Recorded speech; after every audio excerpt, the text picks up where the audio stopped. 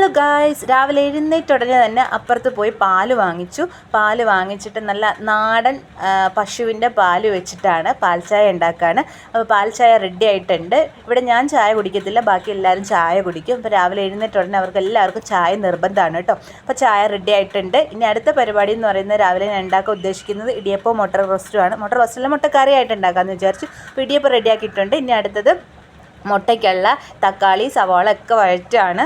പിന്നെ അതുപോലെ തന്നെ മുട്ട ഞാൻ നേരത്തെ തന്നെ പുഴുങ്ങി വെച്ചിട്ടുണ്ടായിരുന്നു. പുഴുങ്ങിയിട്ട് അതിൽ നേരെ ഇങ്ങനെ വര ഇട്ട് കൊടുക്കും. അത് അങ്ങനെ ഇട്ട് കൊടുത്തിട്ട് നമ്മൾ കറിയിലേക്ക് ഇടുകയാണെന്നുണ്ടെങ്കിൽ മുട്ടയിലേക്ക് മസാലയൊക്കെ പിടിച്ചോളും. അപ്പോൾ അതുകൊണ്ടിട്ട് മസാലയൊക്കെ പിടിക്കാൻ വേണ്ടി തന്നെ ഞാൻ ചെറുതായിട്ടൊന്ന് വര ഇട്ട് കൊടുത്തിട്ടുണ്ട്. അപ്പം മുട്ടക്കറി റെഡി ആയിട്ടുണ്ട്.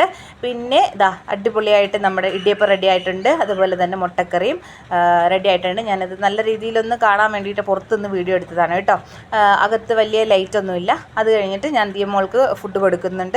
അവൾ ചൂടാണെന്നും പറയുന്നുണ്ട്. ചൂടാണ് അമ്മേ, മുട്ടക്കറി ഇച്ചിരി ചൂടാണ്. ഇടിയപ്പം ഞാൻ നേരത്തെ തന്നെ ഉണ്ടാക്കി വെച്ചിട്ടുണ്ടായിരുന്നു. മുട്ടക്കറി കുറച്ച് ചൂടാണ്, അതുകൊണ്ട് പതിയെ അവൾ എടുത്ത് കഴിക്കുന്നുണ്ട്.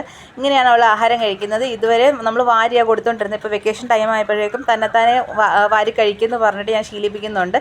അല്ലെ പിന്നെയും പാടായിരിക്കും നമ്മൾ വാരി കൊടുത്ത്. അപ്പോൾ അത്രയൊക്കെ ഉള്ളൂ ഇന്നത്തെ vlog. Tata bye bye, love you all, take care, by.